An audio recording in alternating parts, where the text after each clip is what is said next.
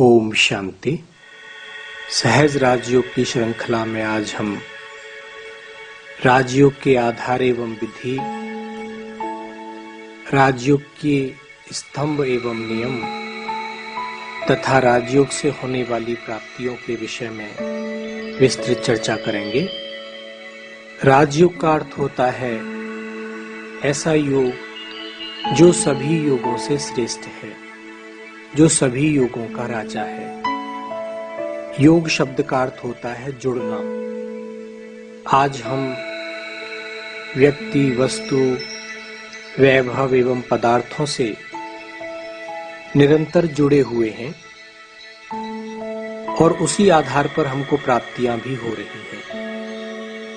जिसके पास जो शक्ति है, जो गुण है, उसी आधार पर हमको प्राप्तियां होती हैं। जब हम अपने किसी इष्ट को या किसी गुरु को याद करते हैं तो उसको हम भक्ति योग कहते हैं। राजयोग का आधार है मुख्य रूप से स्नेह और संबंध। एक बच्चे को पता होता है कि उसके पिता कौन हैं, उनके पास क्या प्रॉपर्टी है, और जब वो उनका कहना मानेगा तभी वो उस प्रॉपर्टी का वारिस बन सकता है। उसी प्रकार हमको अब ये ज्ञान हुआ कि हम एक आत्मा हैं और हम आत्माओं का पिता परमात्मा है। उनके पास गुण एवं शक्तियों रूपी प्रॉपर्टी है जिसको हम उनकी आज्ञा पर चलकर ही प्राप्त कर सकते हैं।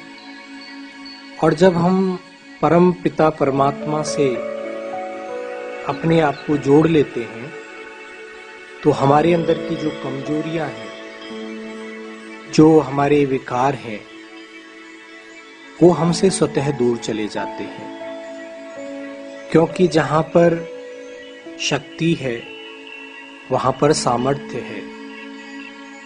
इसलिए राजयोग का आधार यही है, राजयोग का विधि यही है कि देह सहित देह के जो भी संबंध हैं उन सभी से अनासक्त होकर जब हम अपने आत्म स्वरूप में टिकते हैं, ज्योति स्वरूप परमात्मा शिव पिता को स्नेह से, प्यार से सर्व संबंधी बनाकर याद करते हैं, वही सहज राजयोग है।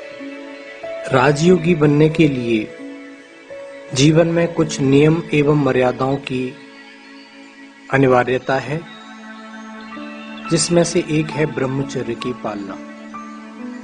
जिस मनुष्य का लक्ष्य जीवन को आनंदित और राजयोगी बनाने का है, वह कभी शारीरिक सुंदरता, भोग वासना में अपना जीवन नहीं बिता सकता। वह सदा आत्मा की सुंदरता को ही महत्व देता है।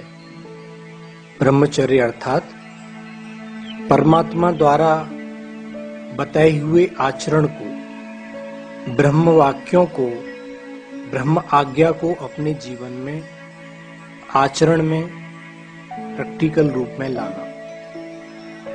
ब्रह्मचारी का मन सदा ब्रह्म लोक में रहने वाले परमात्मा शिव और उनकी आज्ञाओं पर ही केंद्रित रहता है। वह आत्मिक प्रेम और आत्मिक सुख का आनंद लेता है। इसलिए उसकी निर्णय शक्ति, मानसिक संतुलन और कुशलता बढ़ती जाती है। दूसरा महत्वपूर्ण स्तंभ है शुद्ध अन्न, सात्विक आहार। राजयोगी के लिए कहा जाता है जैसा अन्न वैसा मन। उसी प्रकार से हमारे विचारों का प्रवाह होगा। वह अपना पेट भरने के लिए कभी भी किसी हिंसा का या किसी भी प्रकार के गलत अनुचित साधनों का उपयोग नहीं कर सकता। वह अन्न को ग्रहण करने से पहले भगवान को भोग लगाता है और उसको प्रसाद के रूप में ग्रहण करता है। तीसरा स्तंभ होता है सत्संग। अर्थात सत्य परमपिता परमात्मा का बुद्धि के द्वारा संग। कहा भी जाता है कि जैसा संग वैसा रंग। योगी इस बात पर ध्यान रखता है कि उसका मन सदा सतचित आनंद स्वरूप परमात्मा के संग ही बना रहे। उसके लिए वो कोई भी अश्लील साहित्य या किसी भी प्रकार का व्यर्थ देखने सुनने में अपना समय नहीं गंवा सकता। चौथा स्तंभ है दिव्य गुणों की धारणा। जिस प्रकार अगरबत्ती पूरे घर को महका देती है, उसी प्रकार योगी अपनी आत्मिक गुण एवं शक्तियों का प्रयोग करते हुए अपने जीवन के साथ अन्य आत्माओं के जीवन को भी सुगंधित करता है। वो विनम्रता, संतोष, हर्षित मुक्ता, गंभीरता, सहनशीलता रूपी गुणों को जीवन में धारण करते हुए अपने जीवन को योग पथ पर आगे बढ़ाता है। इस प्रकार इन नियमों का पालन करते हुए सच्चा राजयोगी सदा दुख एवं अशांति से एवं अनेक बंधनों से मुक्त होता जाता है और अंत में राजयोग से प्राप्त होने वाली अष्ट शक्तियों के विषय में चर्चा करेंगे। राजयोग से पहली शक्ति प्राप्त होती है निर्णय शक्ति। राजयोगी उचित एवं अनुचित बात का शीघ्र ही निर्णय ले लेता है, क्योंकि उसकी बुद्धि शांत और शीतल होने के कारण शीघ्र निर्णय देने में समर्थ होती है। राजयोगी की परखने की शक्ति भी तीव्र होती जाती है। जिस प्रकार एक पारखी असली और नकली को तुरंत ही जान लेता है, उसी प्रकार एक योगी भी किसी भी आत्मा के संपर्क में आने से उसकी सच्चाई एवं झूठ को तुरंत ही जान लेता है। राजयोगी सहनशील होता है। जैसे वृक्ष पर पत्थर मारने पर मीठे फल देता है, उसी प्रकार राजयोगी भी, जिस प्रकार कहा गया है नमन्ति फलो वृक्षाः नमन्ति गुणो जनाः, तो राजयोगी गुणों से युक्त होने के कारण सदा सबके साथ झुककर चलता है और सभी को क्षमा करके चलता है। राजयोगी के अंदर कछुए के समान एक विशेषता आ जाती है। जैसे कछुआ अपनी इच्छानुसार कर्मेंद्रियों को सिकोड़ भी लेता है और समय आने पर कर्म भी करता है, उसी प्रकार एक राजयोगी अपने मन को शांत कर विदेही अवस्था में भी रह सकता है और वह कर्मयोगी बनकर कर्म भी करता है।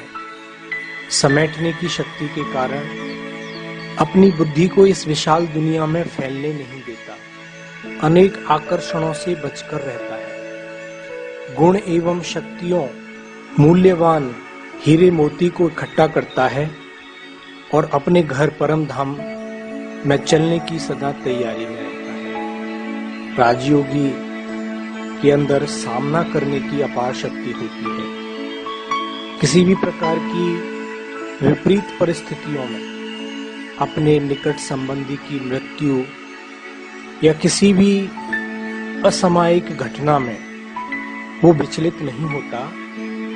उसकी आत्मा का दीपक सदा जला ही रहता है और अन्य आत्माओं को भी ज्ञान का प्रकाश देकर उनको भी आगे बढ़ाता रहता है। और राजयोगी को जो मुख्य शक्ति प्राप्त होती है वह होती है सहयोग की शक्ति। एक राजयोगी सदा अपने तन मन धन से ईश्वरीय सेवाओं में तत्पर रहता है, जिसके कारण वो सभी का प्रिय बन जाता है और साथ में ईश्वरीय भागीरथ कार्य को अपने सहयोग रूपी अंगुली देकर पहाड़ जैसे महान कार्य को, बड़े कार्य को संपन्न करने में वह सहयोगी बनता है। और अंतिम शक्ति है समाने की शक्ति। जिस प्रकार समुद्र नदियों के कचरे को नीचे तले में बिठाकर बाह्य रूप से शांत और शीतल बना रहता है, उसी प्रकार योगी व्यक्ति विशाल बुद्धि बनकर गंभीरता एवं मर्यादाओं को धारण करते हुए किसी भी आत्मा के अवगुणों को ना देख गुणों को देखता है, उसके अवगुणों को कहीं अन्यत्र नहीं फैलाता है। ओम शांति।